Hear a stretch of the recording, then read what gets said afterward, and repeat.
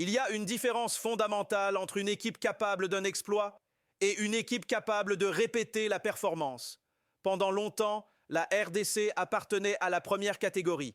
Une sélection imprévisible, dangereuse sur un match, mais rarement installée dans la durée. Les Léopards faisaient peur ponctuellement, jamais structurellement. Aujourd'hui, ce paradigme a changé. Sortir le Cameroun, sortir le Nigeria et le faire sans Johan Wissa.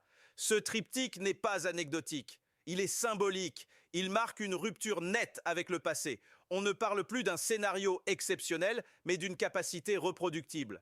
La RDC n'a pas gagné parce que tout est allé dans son sens. Elle a gagné parce qu'elle savait quoi faire, quand le faire et comment le faire. C'est exactement ce qui définit une équipe qui change de statut. Mais ce changement ne s'explique pas seulement par les résultats récents. Il s'appuie sur un socle de maturité construit lors des grandes compétitions, notamment la CAN précédente. La demi-finale de la dernière CAN n'est pas un accident, elle est un révélateur. Ce parcours a montré une chose essentielle, la RDC sait désormais gérer une compétition longue. En Afrique, le talent seul ne suffit jamais. Une CAN se gagne sur la gestion des temps faibles, la maîtrise émotionnelle, la capacité à survivre à des scénarios imparfaits. Et sur ce terrain-là, les Léopards ont franchi un cap. Peu de panique, peu de désorganisation, une capacité à accepter des matchs fermés sans se désunir. C'est souvent là que les équipes moyennes échouent, c'est là que les équipes solides avancent. Et cette solidité ne tombe pas du ciel, elle est le fruit d'un encadrement cohérent et d'une méthode installée par Sébastien Desabre. Derrière chaque grande équipe, il y a un homme qui impose le calme quand tout le monde s'agite. Derrière la RDC qui surprend le continent aujourd'hui, ce n'est pas seulement le talent des joueurs, c'est la main invisible de Sébastien Desabre. L'un des secrets de la transformation des Léopards s'appelle la stabilité.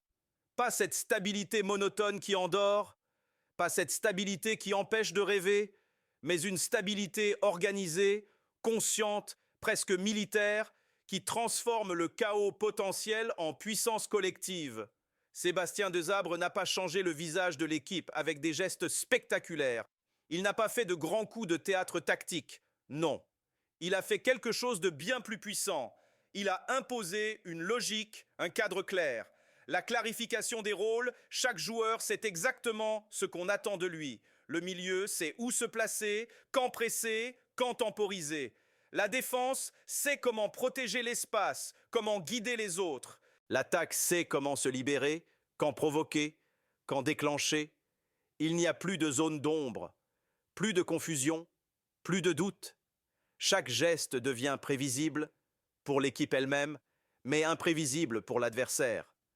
La hiérarchie assumée des sabres a créé un ordre clair. Il y a des cadres, des repères émotionnels sur le terrain. Il y a des remplaçants qui savent qu'ils doivent apporter énergie et fraîcheur. Mais personne n'est au-dessus du collectif. Même les stars les plus talentueuses ne dictent pas la marche. Le collectif Prime, le système Prime, c'est ce qui transforme des individualités brillantes en une machine cohérente, solide, difficile à arrêter, l'adaptabilité du système, et c'est là que la magie opère vraiment. La RDC n'est plus une équipe qui s'effondre quand un joueur clé manque. Elle n'est plus prisonnière d'un schéma fixe. Elle s'ajuste, s'adapte, se réinvente en temps réel. Quand Johan Wissa est absent, le danger ne disparaît pas. Il se redistribue, il se multiplie. Chaque joueur prend sa part, chaque mouvement devient un maillon du système. Battre le Cameroun et le Nigeria sans Wissa n'est pas un hasard. C'est la preuve que l'équipe n'est plus une simple addition de talents. C'est une orchestration collective. Regarde bien cette équipe. Elle ne dépend plus d'un seul éclair de génie. Elle fonctionne comme un mécanisme parfaitement huilé. Chaque joueur sait sa place. Chaque mouvement a un sens. Chaque absence devient une opportunité, pas un handicap. C'est cette stabilité intelligente, ce contrôle invisible qui transforme les Léopards d'une équipe irrégulière en un véritable candidat au sommet. Et derrière tout ça, il y a un homme qui ne fait pas de bruit, un homme qui construit, pièce par pièce, une équipe capable de résister à toutes les tempêtes. Sébastien Desabre, le cerveau derrière la transformation. L'homme qui a appris à la RDC à marcher sur ses adversaires sans jamais perdre son équilibre. Pendant longtemps, la RDC a trop dépendu de ses talents offensifs. Quand il brillait, tout allait bien. Quand il disparaissait, l'équipe s'éteignait. Aujourd'hui, ce schéma a disparu. L'absence de Johan Wissa est un test grandeur nature. Et la RDC l'a passé. Pourquoi? Parce que les responsabilités sont partagées, parce que le danger vient de plusieurs zones, parce que le système crée plus de situations que les individualités. Une équipe qui ne dépend plus d'un seul joueur est une équipe de tournoi. Mais cette progression soulève une autre interrogation stratégique, plus structurelle. Le rôle des joueurs locaux dans le projet national. C'est l'un des débats les plus sensibles autour de cette sélection. Pourquoi si peu de joueurs évoluant au pays?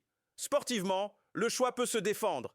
Mais structurellement, la question mérite d'être posée. Les joueurs locaux apportent une connaissance intime des contextes africains, une résistance naturelle aux pièges logistiques, une lecture différente des matchs fermés. Les ignorer totalement pose un problème à long terme. La vraie question n'est pas qui est meilleur. La vraie question est comment créer un équilibre durable. Et cet équilibre se lie parfaitement sur le terrain. Il suffit d'observer les signes tactiques qui révèlent la maturité d'une équipe. Une équipe peut briller sur papier, mais c'est sur le terrain qu'elle révèle vraiment qui elle est. Pour comprendre cette RDC, il faut apprendre à lire les signaux, à décoder les gestes invisibles, à sentir la tension avant même que le ballon ne roule. Regardons-les de plus près. Pour lire cette équipe comme un livre ouvert ou comme un roman à suspense, il faut savoir où regarder et quoi observer. Le premier indicateur n'est pas un but. Le premier indicateur n'est pas un tir cadré. C'est l'attitude. Quand les léopards entrent sur le terrain, chaque geste compte. Les passes sont-elles sûres ou précipitées? Les contrôles sont-ils assurés ou tremblants? Les déplacements sont-ils fluides ou désordonnés? Une RDC calme, compacte, patiente, c'est une équipe prête. Chaque joueur sait ce qu'il doit faire et le fait sans panique. Une RDC précipitée, nerveuse, hachée, c'est le signe d'une alerte. Une équipe qui va devoir se battre pour se retrouver. C'est là, dans ces 10 premières minutes, que le scénario de tout le match peut se dessiner. Ensuite, il y a le bloc défensif. C'est le cœur secret de cette équipe.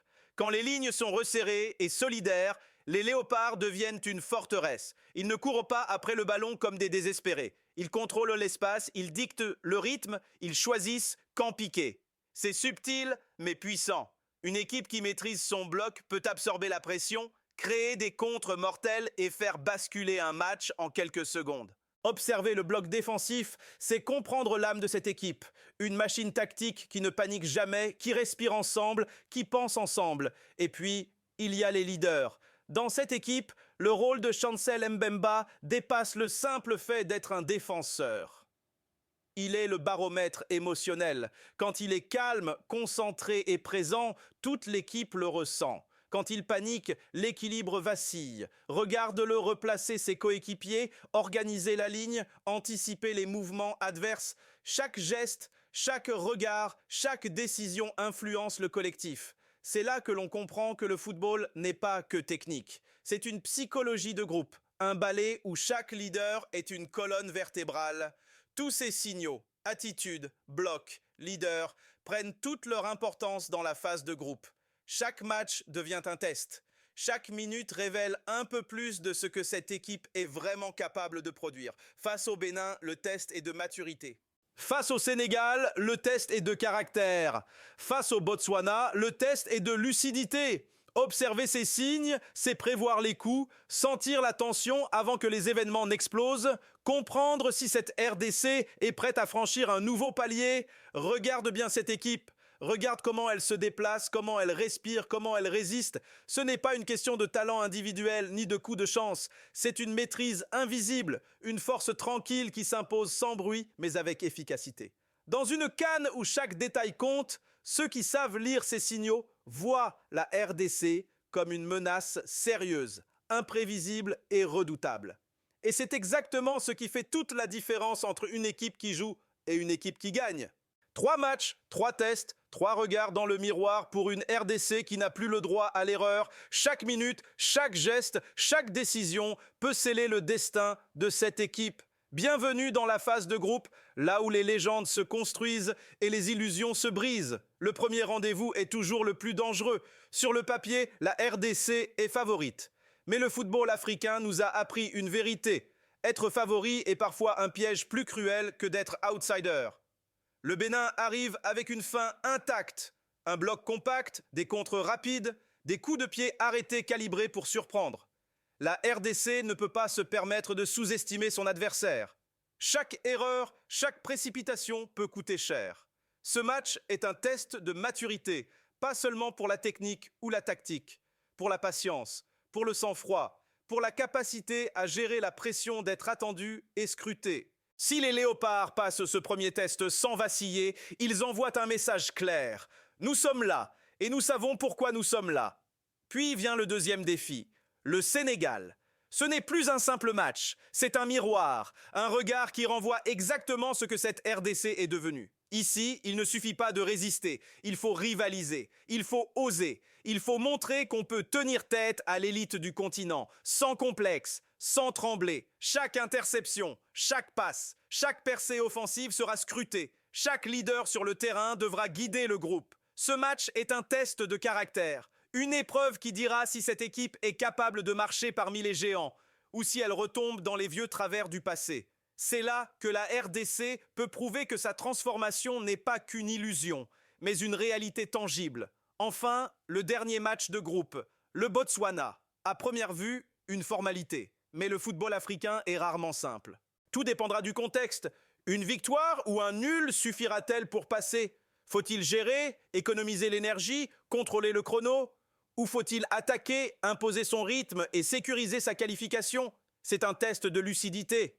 Un test de maîtrise mentale, un test de capacité à lire la situation et à faire les bons choix au bon moment. Chaque décision tactique, chaque substitution, chaque prise de risque sera cruciale. 3 matchs, 3 regards différents sur la RDC. Maturité, caractère, lucidité. Le Bénin teste la patience et la capacité à survivre au piège. Le Sénégal teste le courage et la capacité à rivaliser avec les meilleurs. Le Botswana teste la stratégie et la capacité à gérer le contexte. Observer ces matchs, c'est observer l'ADN de cette équipe. Chaque minute révèle si cette RDC peut aller plus loin, franchir un palier, entrer dans l'élite africaine. Et pour les fans, les observateurs et les adversaires, c'est le moment de comprendre que cette équipe n'est plus une surprise. C'est une force silencieuse, calculatrice, imprévisible et redoutable. En Afrique, être favori n'offre aucune protection. Au contraire, chaque adversaire élève son niveau. Chaque détail compte. La différence aujourd'hui, c'est que la RDC semble mieux armée mentalement. Avant, être attendu paralysait. Aujourd'hui, cela stimule. C'est le signe d'une équipe qui a grandi. Mais au-delà de la préparation mentale et tactique, cette CAN sera surtout un révélateur définitif de la nouvelle dimension des Léopards. Cette CAN sera un révélateur définitif. Soit la RDC confirme son entrée parmi les grandes sélections africaines capables d'aller au bout, soit elle montre qu'elle est encore en construction, mais sur des bases solides. Dans les deux cas, une chose est sûre, les Léopards ont changé de dimension. Ils ne sont plus une surprise, ils sont une référence en devenir.